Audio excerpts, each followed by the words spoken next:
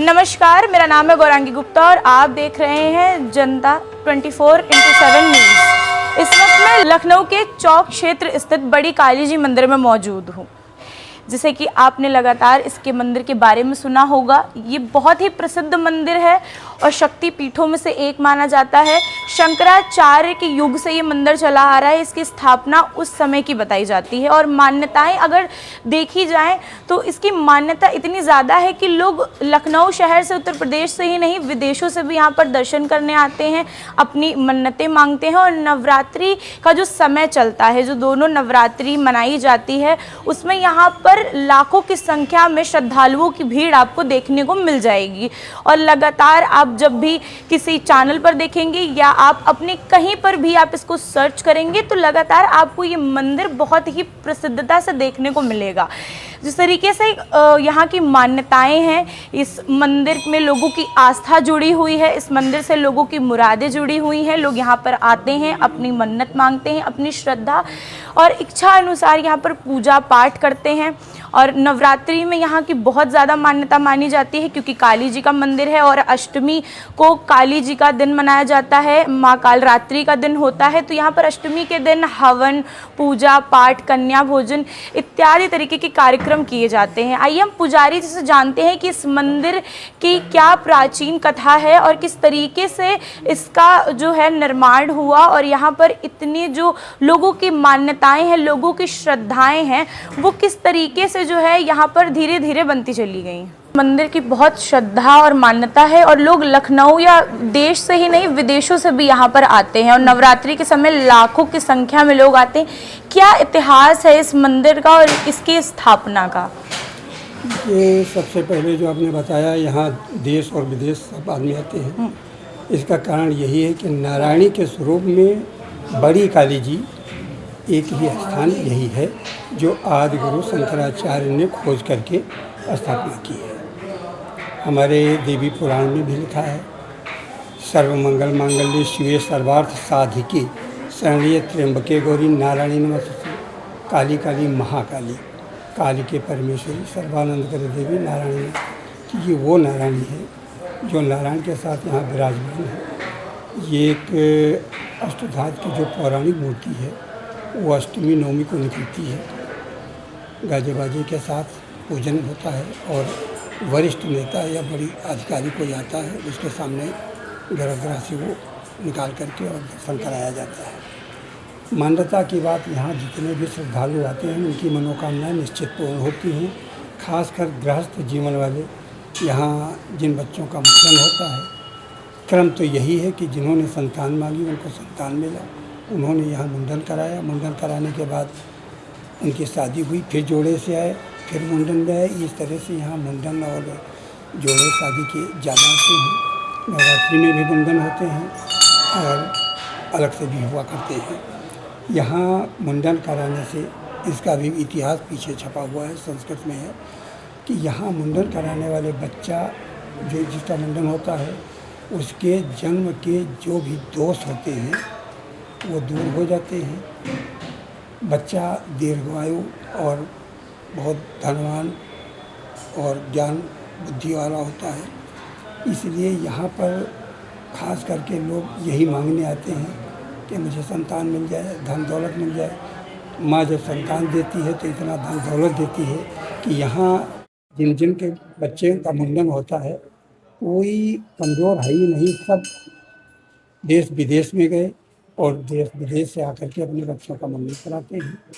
आदि गुरु शंकराचार्य जब सनातन के लिए निकले भारत भ्रमण पे, तो जितने भी ऐसे सिद्ध स्थान और सिद्धिपीठ हुए उनकी खोज करके उनका निर्माण कराया। ये बौद्ध गया मठ से संचालित होता है। यहाँ का महंत जो है वो बौद्ध गया का है। ट्रस्टी और पुजारी वगैरह यहाँ के भी लोग।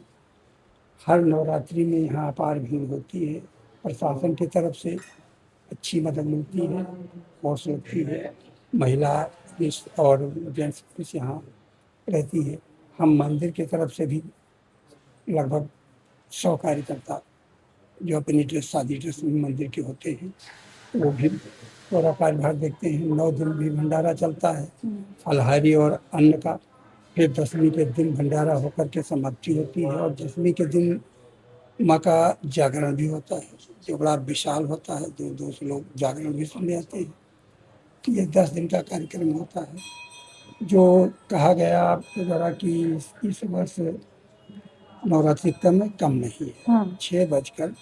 अमावस्या भी उसी दिन मानी जाए या प्रतिपदा मानी जाए, इसलिए अमावस्या के हवन करके प्रतिपदा पूरे दिन रहेगी और प्रतिपदा ही मानी जाएगी। कलश स्थापना 7:30 बजे से 12 बजे तक के दिन में होंगी। 19 तारीख को हमारी नवरात्रि प्रारंभ होगी, और फिर प्रथम दिवस से लेकर के 9वीं तक कोई भी फर्क नहीं, लगातार तिथियां मनाई जाएंगी हमारे यहाँ लगातार, पर इसमें कोई तिथि घटी नहीं है। बाकी और एक छोटा सा और सवाल है कि जैसे ना हिंदू पंचांग के हिसाब से चैत्र नवरात्रि मनाए जाते हैं, तो ये नववर्ष की भी शुरुआत होती है जो कि सनातनी नववर्ष होता है। तो सनातनी नववर्ष कौन से दिन शुरू होता है और किस तरीके से, मतलब जो लोग ज्यादातर इंग्लिश कैलेंडर के हिसाब से चलते हैं 1 जनवरी के हिसाब से। बिल्कुल सही है, लेकिन ये जो सनातनी वर्ष माना जाता है, चैत्र नवरात्रि जैसे हमारे यहाँ जब होलिका दहन हो जाता है, होलिका दहन के बाद होलाष्टक मनाया जाता है, और जो जितने नए पत्रा बने हैं उन पत्रों का पूरा विवरण देने के लिए जो वेद पाठी हैं, पंडित हैं, वो सब बड़े बड़े घरों में जा कर के बताते हैं। और चैत्र नवरात्रि का जो ये पहला दिन 19 तारीख लग रहा है प्रतिपदा, उससे हमारा नया संवत्सर, नया साल चलता है। जो जितना वैदिक जितना भी है पत्रा से लेकर के, और जितना वेद से हमारा चला संवत्सर वाला, वो संवत्सर हमारा चैत्र की प्रतिपदा से चलता है, इसलिए ये विशेष मान्य है। बाकी चैत्र रामनवमी भी इसमें मनाई जाती है, घर वाले में दशहरा मनाया जाता है, लेकिन ये प्रभु श्री राम ने एक कथा ये भी है कि जब लंका गए विजय प्राप्त करने के लिए, तो ये मनाई गई कृष्ण के समय से जो चैत्र नवरात्रि मनाई जाती है। लेकिन उस नवरात्रि का युद्ध के पहले नौ दुर्गा की पूजा करके, नवरात्रि का व्रत करके, स्थापना करके तब लंका पर चढ़ाई की थी और वहाँ पर विजय प्राप्त की थी।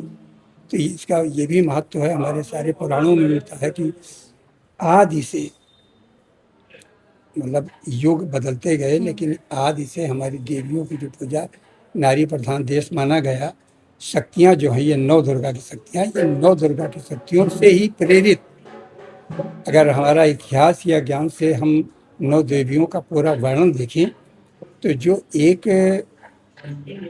नारी शक्ति में गुण हैं वो 9 दुर्गा में पाए जाते हैं।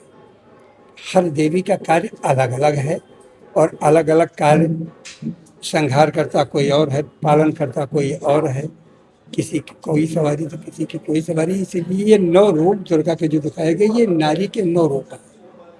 वो कभी चंडी भी बन सकती है, काली भी बन सकती है, दुर्गा भी बन सकती है, ये विवरण है, और वही 9 दुर्गा की पूजा होती है। जय माता दी। जय माता दी। बहुत बहुत धन्यवाद। जिस तरीके से आपने सुना कि नवरात्रि का क्या इस बार किस तरीके से कार्यक्रम मनाए जाएंगे, और जो हिंदू पक्ष की तरफ से चैत्र नवरात्र मनाए जाते हैं, नववर्ष की शुरुआत होती है विक्रम संवत के हिसाब से, और इस मंदिर का क्या इतिहास है, किस तरीके से पुरातन काल से ये मंदिर की स्थापना हुई और लगातार ये चला आ रहा है, और लोगों की श्रद्धा भावना इस मंदिर से किस तरह से जुड़ी हुई है। 19 मार्च से नवरात्रि शुरू हो रही है, और ये बहुत ही प्राचीन मंदिर है, बड़ी काली जी का मंदिर। तो किस तरीके से इस बार हर साल लोग नवरात्रि में बहुत ज़्यादा संख्या में आते हैं, किस तरीके से हर्ष उल्लास और उमंग यहाँ पर देखने को मिलता है श्रद्धालुओं के बीच? श्रद्धालुओं के बीच यहाँ पर हर्ष और उल्लास बहुत ज़्यादा दिखता है, क्योंकि एक तो 6 महीने में 2 बार, साल में 2 बार आता है, 6-6 महीने के गैप में। और नवरात्रि वैसे भी स्पेशल डे होता है हम लोग के, और हम लोग का न्यू ईयर भी मतलब यहीं से सेलिब्रेट किया वो होता है। इस वजह से यहाँ पर माता रानी का मंदिर है, ये 25 ईयर्स ओल्ड पुराना है, इसलिए तो यहाँ पे बहुत ज़्यादा सब लोग खुश रहते हैं, और एक अपनी प्रे करते हैं आके, और जिससे कि फिर उन लोग का लिए अच्छा हो, इसलिए। जैसे आपने पीछे बहुत ही अच्छी सुंदर दुकान सजा रखी है जिसमें नवरात्रि का सारा सामान है और जो माता को लोग भोग प्रसाद चढ़ाते हैं वो है, तो क्या क्या चीज़ें लोग प्रसाद में चढ़ाते हैं और जिस तरीके से फास्ट के भी सामान होते हैं तो क्या क्या चीज़ें अवेलेबल और किस तरीके से लोग क्या क्या चीज़ें चढ़ाना ज़्यादा पसंद करते हैं? जैसे कि यहाँ पे चढ़ता है ड्राई फ्रूट्स और इलायची दाना, बताशे, मखाना। तो आप कह रही जैसे फास्ट में लोग तो ड्राई फ्रूट्स तो फास्ट में खा ही सकते हैं, बाकी यहाँ नारियल चढ़ता है, मेन नारियल है, फिर सुहाग का सामान है माता रानी पर। जी ओके। और जैसे और भी बहुत सारी चीज़ें, जैसे लोग देश विदेशों से आते हैं, अभी हमने ऊपर पुजारी जी से बात करी तो बहुत ज़्यादा संख्या में भीड़ होती है अष्टमी, क्योंकि जो नवरात्रि के 9 दिनों में अष्टमी को माँ काल रात्रि का दिन होता है, तो अष्टमी को क्या क्या जो है ऐसे कार्यक्रम होते हैं मंदिर के अंदर जो कि लोग मतलब जैसे उन्होंने बताया कि हवन होता है, कन्या पूजन होता है और दशमी के दिन जागरण भी होता है, और क्या क्या चीज़ें होती हैं? जैसे कि ऊपर बताया ही पंडित जी ने कि हवन होता है, लेकिन फिर यहाँ पर एक मूर्ति निकाली जाती है जो काली माता की है, प्राचीन मूर्ति, उसको निकाला जाता है उसके दर्शन के लिए। वो खाली आपके अष्टमी को ही दर्शन होते हैं नवरात्रि में जी, उसके अलावा फिर कभी नहीं होंगे दर्शन। मतलब साल में सिर्फ दो दिन दर्शन होते हैं? जी अष्टमी में। हाँ ओ अच्छा। जिस तरीके से आपने देखा कि ऊपर हमने पुजारी जी से बात करी मंदिर के इतिहास के बारे में, यहाँ की मान्यताओं के बारे में और लोगों के मन में किस तरीके से माता रानी के लिए श्रद्धा और आस्था है, और नीचे आकर हमने यहाँ पर मौजूद लोगों से बात करी जो यहाँ पर दुकान लगाते हैं। प्रसाद क्या जो है यहाँ पर सारी दुकानें लगी हुई हैं, मेरे पीछे आप दे सकते हैं, प्रसाद जो देते हैं उनसे भी हमने बात करी और जाना कि यहाँ पर क्या ऐसी चीज़ें हैं जो यहाँ आकर्षक लोगों को लगती हैं और आकर्षण उनको देती हैं, क्योंकि सारे मंदिरों की अपनी अपनी मान्यता होती है पर यहाँ की मान्यताएं बहुत अलग है। और जो बताया गया कि अष्ट धातु की एक मूर्ति है जो कि साल में सिर्फ 2 दिन ही बाहर निकाली जाती है एक यात्रा के तौर पर, और उसके बाद उसके दर्शन नहीं होते हैं। लगातार इस तरीके के अपडेट्स हम आपको देते रहेंगे। आप देख रहे थे जनता 24/7 न्यूज़।